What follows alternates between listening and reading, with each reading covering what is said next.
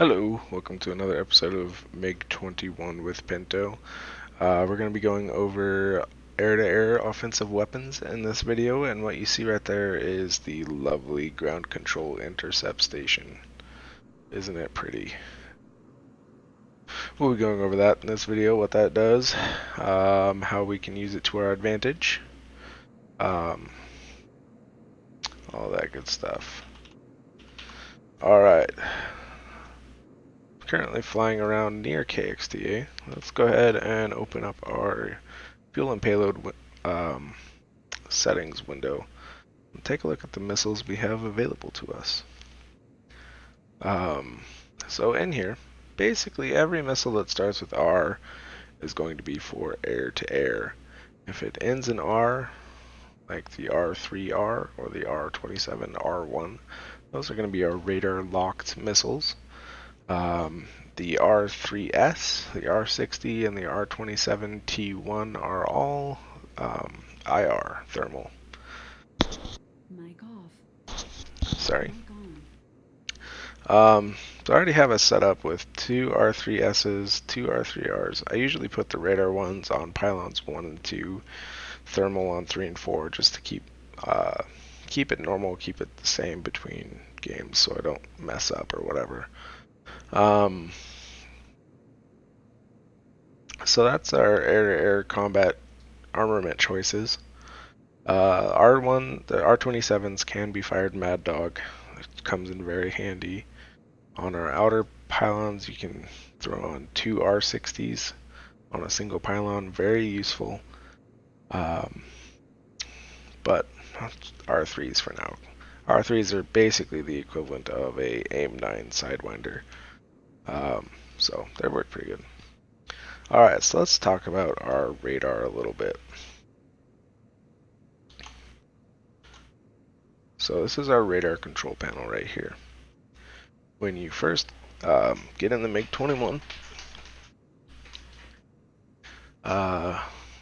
we're going to want to turn our radar. If you're going to use the radar, you want to turn it on to standby.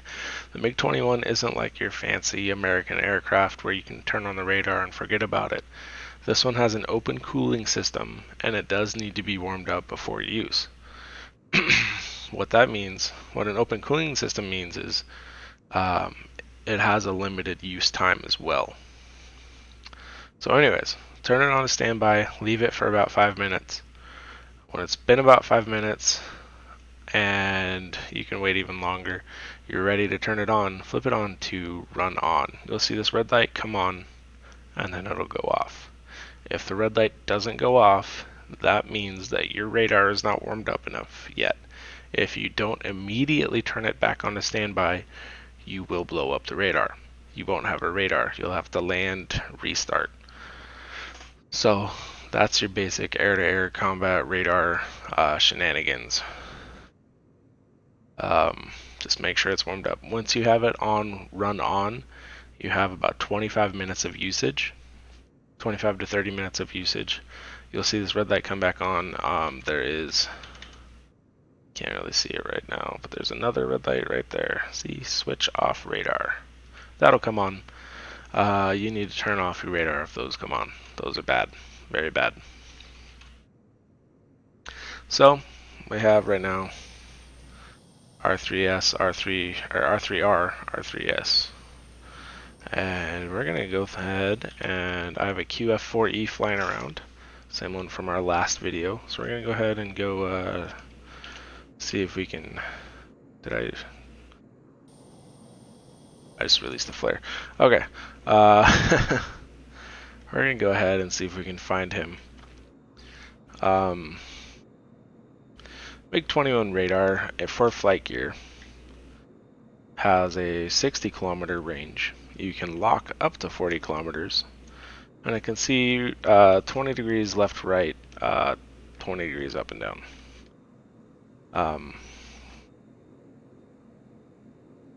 It's not realistic. In real life, this was not a look-down, shoot-down radar.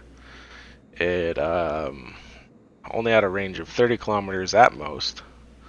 The reason I don't have it set up like that currently is just to make it competitive in OPRF events. When we get closer to version 1.0, I'll be turning it back down. Especially because now we have the GCI integrated and all that good stuff. And I really hope to make the radar a lot more limited. I'm sorry, it's going to happen. I don't want it to happen, but it's going to happen. Alright, so let's pretend like we don't see that. So let's go ahead and talk about our GCI real quick. We have 3 buttons on our keyboard we can use to interact with the GCI. The first one is F5. We press F5. That is a picture request. So it's going to tell you where all the OP4 and the Blue 4 are. So this says there's an OP4 bearing 339, 45 kilometers in the altitude. If you want the closest, press F6, and that'll give you a bogey dope. So we need to fly 334, 46 kilometers, altitude 330, and it's dragging, which means it's going away a little bit. The last key is F7. It is an intercept request. It's buggy. Don't use it. Maybe use it. It's up to you. It might not work. It might break things. Anyways, so we have turned to 334, whatever it was, and we now have a radar contact. Press IFF. It's Gambit. That's our GCI. So we don't want to shoot him. That should not be showing up on our radar at all, actually, but whatever. We're happy. So let's get our bogey dope. We're going to turn 324, 43 kilometers. I'm going to hit this so I know how far I've gone. 324, 43 kilometers. So the reason we aren't seeing it right now, even though it's within our radar cone, is the radar cross section of the F4 prevents it from showing up. It needs to be about 30 to 40 kilometers before it shows up, if I remember correctly.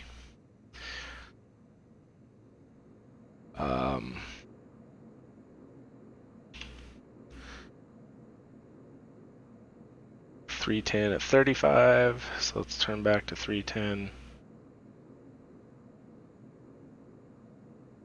One other thing to note, this IFF button right here will no longer show call signs on the radar when the IFF system is finally fully implemented. 299 and 27. I just have it circling. There is a SAM nearby too. There it is. Okay. So D, that's the name of our drone. To get a radar lock, we're going to, oh, let me back up a sec. The downwards T, think of it like an arrow. It's pointing down. That means the target is down below. So if I point down, now it's across. It's level. We're going to fly right at it. And now we need to pull up. All right.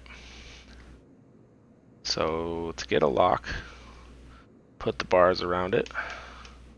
I should not have autopilot on right now. Put the bars around it with I or K. Press N to lock. And now we are in a face-on mode. The little triangles on the left and right show distance. The position directly correlates to height and how far off we are. So if we look, there it is right there. Hello. Alright, so that's how we get a radar lock. Let's go ahead and look at pylon selections. We're not going to go over the gun sight too much. I use the FixNet to help with getting our IR locks. But we do need to worry about this. So our IR SAR, this is our radar pylon selection. This is always going to launch whatever's on 1 and 2. This is always going to launch whatever's on 3 and 4. But the 1, 2, 3, 4 settings actually determine the order of the missiles. So if you shoot the one off of 1, you don't have to switch it to 2. You don't have to switch it to 3. You can just leave it on 1. If you leave it on 1, it's going to go 1, 2, 3, 4 in your launch order. If you put it on 2, it's going to go 2, 1, 3, 4. 3 is going to go 3124 if I remember right. I could be wrong. It's in the manual. I can look it up if you really want. The other switch to note is this IR SAR switch. If you have it set to IR, doesn't matter where this is, or it's going to go through that list. So 1, 2, 3, 4. The first infrared missile it finds, that's the one it's going to use. SAR, the first radar missile it finds, that's the one it's going to use. So we're going to go ahead and get a radar lock, and we're going to use a radar missile. I have radar on pylons 1 and 2. So let's flip to 1, set our switch to SAR, and let's go ahead and I don't know why it's blinking like that. I really hope I didn't get a missile launch at me. I'm gonna check. Okay, I'm gonna go ahead and hit our GCI picture request, and let's go ahead and get a lock and actually shoot this guy. 12 kilometers, 330. All right, 125. Take my autopilot off.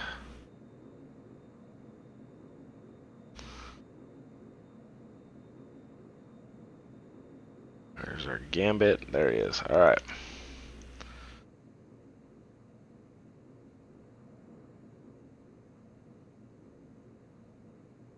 Locked up.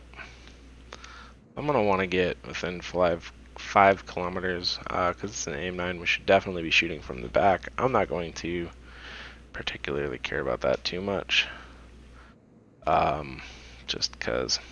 But I think we are actually coming in from behind, which is good. So I'm gonna pick up the speed a little bit. Come on. There we go. So we're still locked. We're about 11 kilometers out.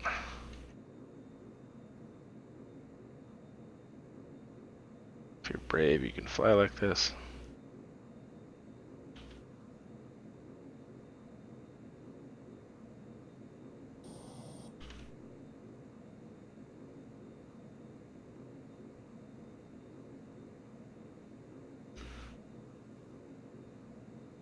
Okay, we're getting closer. Alright, so I can have a visual on it now. I'm not sure if that's going to show up in the video. We are indeed coming in from behind. I'm going to go ahead and launch. So launch by pressing Q. And it didn't work. Why didn't it work? Ah ha ha ha. Crap. Okay. I forgot something. We have all these switches. We have to turn on our power to our pylons, and we have to, this is essentially the missile safety. So, poop. It's a 13-minute video of me rambling.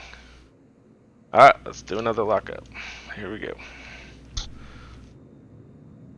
I forget switches all the freaking time, and it pisses me off, but what can you do, right?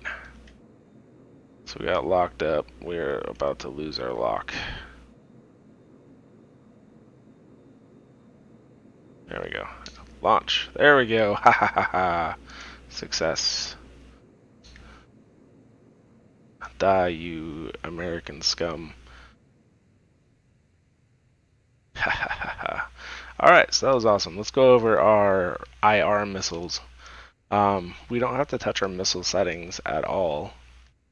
We can leave it on SAR. That's just a priority switch. We can leave it on 1, even though we no longer have missiles on 1 or 2.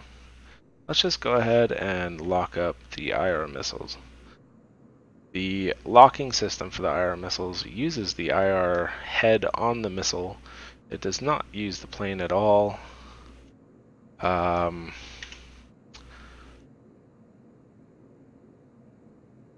at 2. So it's over there. Okay. So basically what we do is we try to get the aircraft centered so that the missile seeker head can find it. And you'll see the green lights on the right of the gun sight, the 1-2 SS62. or 155 to 62, whatever. Because we're using R3s, the top two green lights are going to come on when we have a missile lock for the IR missiles. It's a little finicky. You gotta get centered. There we go. So 1 and 2, they both got a lock. So we're gonna launch one. See how that green light went out. And we're gonna. So even though we had to get it really centered to actually get the lock, we can kind of play a little loosey goosey with it. So there you go. Should be dead. American Democratic scum. And that's AA in a nutshell. I've rambled on long enough. I apologize. There's just so much to talk about with this plane. It's ridiculous. Die already. Okay. I'll see you next time. We'll talk about air to ground. So, fun times.